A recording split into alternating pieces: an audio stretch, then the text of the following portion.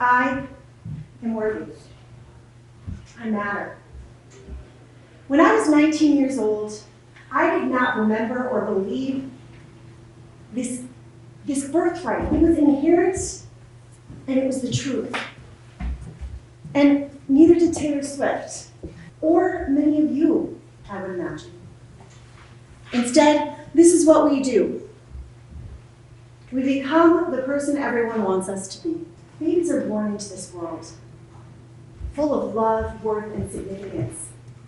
All of us come fresh from the womb, as is little or small bundles of pure potential. And then the journey begins. My journey began on the dark side of the spectrum.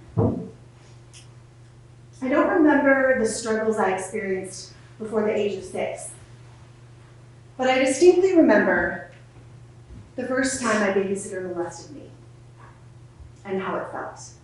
That experience was enough to begin a pattern of self-harm, and by the time I was 7 years old, I believed I was a victim. I did not remember my love, worth, or significance. See, there are facts, there are feelings, and there are beliefs. Then there's the truth that lives inside of us, that we are loved, worthy, and significant. But this truth that gets enmeshed with thoughts, with facts, with beliefs, with what society tells us, with what we experience, with our perspective, with what we're told we're supposed to be. Society favors just a few. And even the ones it favors, it doesn't really, because it gives them a false sense of power and control, and that goes against the true nature of love. These facts, feelings, and beliefs I brought into my life. I was a victim. I was flawed. How could something so shameful happen to me? And this is my truth. By 10, I was embroiled in yet another abuse happening to me, this time in a religious setting, by a number of different boys in the church who had also been conditioned to forget that they were loved, worth, and significance. Through my teen years, I just struggled to fit in, so desperately wanted to be in the cool girls club. I wasn't.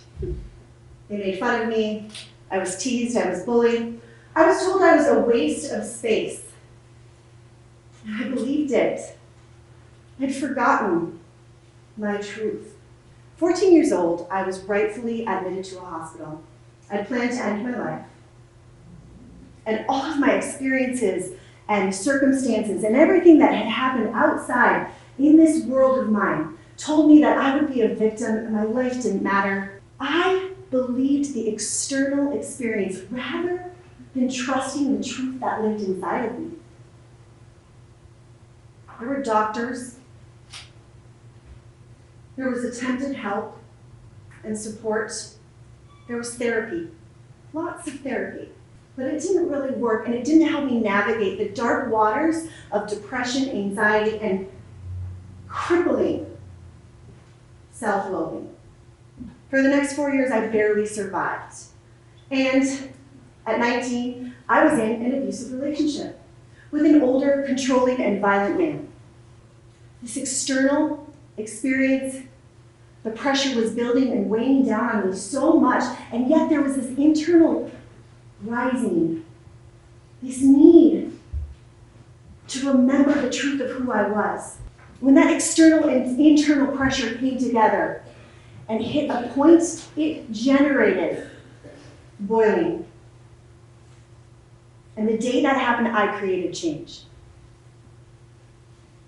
I remember it like it was yesterday because it feels like it so often. We were driving in his Bronco. He was so mad at me and yelling and screaming, and I was just really trying to be as small as possible so that I wouldn't upset him more. It wasn't working. He slowed down the car, he reached across the passenger side, pushed me out, and drove away.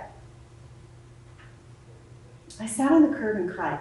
And then there was that rising, the vapor of change. I stood up, turned around, there was a kickboxing studio. I went in, I took a class. I was a complete lunatic through that class, crying, punching, crying, kicking, crying, punching, kicking, more crying, more crying, more crying. After the class was over, the two sisters who owned the studio looked at me. They witnessed me in that moment and said, "Please come back." And I did. You see, change happens in a moment. And then it is a lifetime of practicing that change again and again and again until we can remember who we truly are. There's one thing I want you to take away today. So much so, like, go to the effort of writing it down, pull out your pen, see what it. Or just make a really strong mental marker of it right now. Practice makes you better. I'd like to personalize this, though. Practice makes me better. Now, write it down 100 times over and over every day for the rest of your life, because once you practice, you will get better at. I only practiced this one time. My sister saw the slide and said, "Can you do that again?" I was like, "I don't have time." But practice makes you better. Can you put that on a grid? What you focus on, what you bring your time and attention to, that is what you will improve upon. So I went back and I practiced. I practiced being strong. For 2.5 years, I practiced being strong. And I finally got up the courage to leave that abusive relationship. And yes, it took me 2.5 years of practice to get that courage. All the while I had Suzanne and Beth supporting me, lifting me up, seeing my love, seeing my worth, seeing my significance, and holding the space for me because I couldn't do it myself. I didn't remember. I didn't know. They did it for me until I could believe it for myself. I didn't yet. But then they offered me a job teaching at the studio. And then I started to fight. I became an amateur title holder. Then I went pro. I won a pro title. I moved to Las Vegas. I boxed professionally in Las Vegas.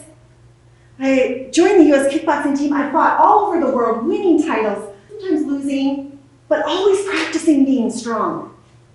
And after 20 years, I reached a point where in every single cell of my body, I knew that I was strong. There's a problem. I was still trying to prove my worth and significance. I needed a world championship. I was buying into this construct that our world teaches that you have to do something great to have value and to matter. So I applied for American Ninja Warrior. I got on the show twice. I made quite a large splash. Quite early on. After the first obstacle, as a matter of fact. All of the accolades, all of the athletic feats, it wasn't enough. My heart needed healing. So I went back to the drawing board, which was inside. And I created a curriculum of remembering who I really was. And I started to practice it. And then I started to teach it. I started to teach to young girls this circle of self-protection and care, knowing and trusting what was within rather than trusting what the world said. I've got more slides for the girls because that's what I'm so excited about. This is my passion right here. And I knew I was helping them. However, there was a special girl I had in mind, and that was myself.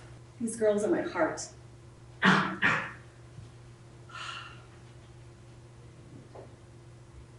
The healing had begun. I began to believe in myself and trust myself. And remember, one of those moments that was most changing for me was the day that I stood on that curb and went in and took a class. See, I created my curriculum in that moment. And this is a curriculum that I created for myself, also for young girls, also for girls who are women, also for they who identify as they, also for young men and boys, because more than ever, we need masculinity in the world right now to remember who they are so they don't have to posture, penetrate, and prove their worth and value. The curriculum is simple. It's 3 efforts to remembering who you are. 1, First, love yourself. I like to say fly. It's an acronym. Got that? Fly. I'm going to fly today. Let's fly. It's so important to me that I actually tattooed it on the inside of my wrist with my 2 best friends. It means simply you are love. You can't do, be, or say anything that takes away from that truth. You are love. 2, face your fears, run from danger.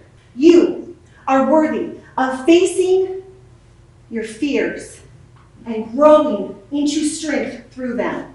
And you are worthy of removing yourself from any situation that is harming you. You're worthy. 3, be positive change. You matter. Everything you do matters. You pick up one piece of trash, that matters. You smile at one person, that matters. You make one genuine effort to reach out, that matters. You matter. See, when I stood up from the curb that day, I was loving myself. And then when I went in and took a class, I was facing my fears. And then when I took what I had learned to teach and help other girls, I was being positive change in those moments.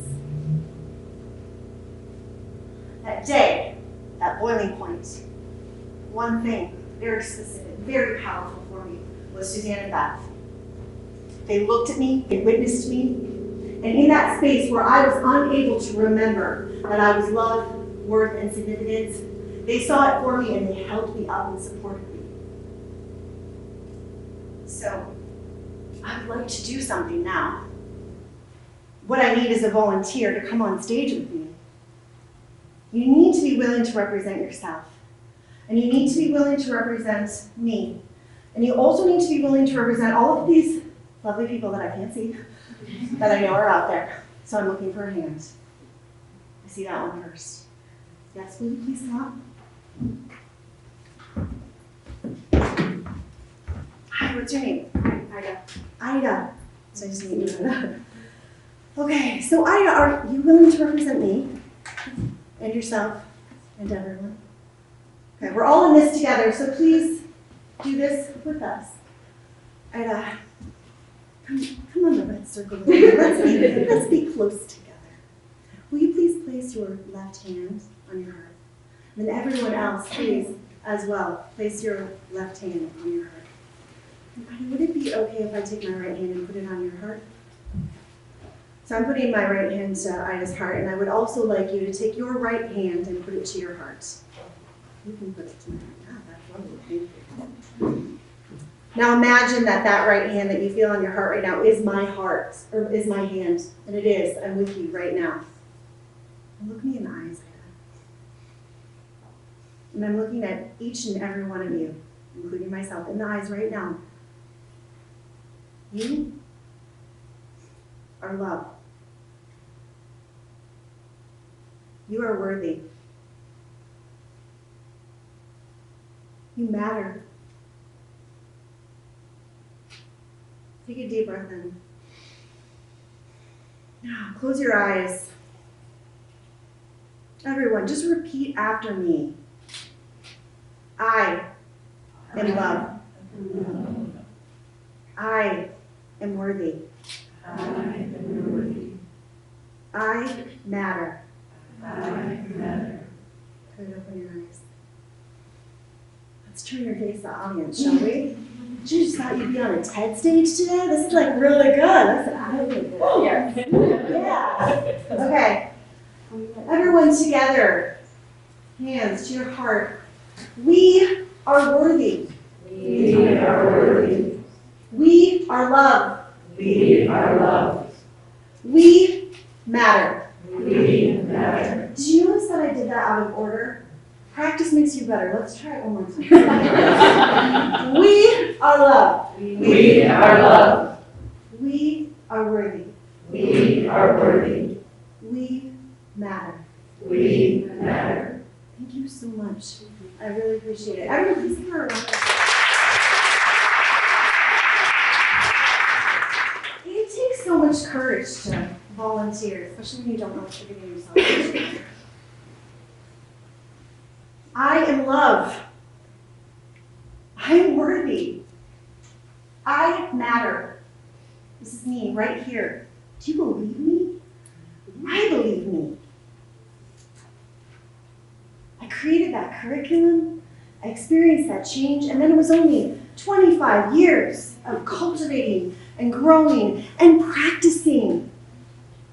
So please, remember, you are loved. You are worthy. You matter. Practice it because it makes you better. Thank you.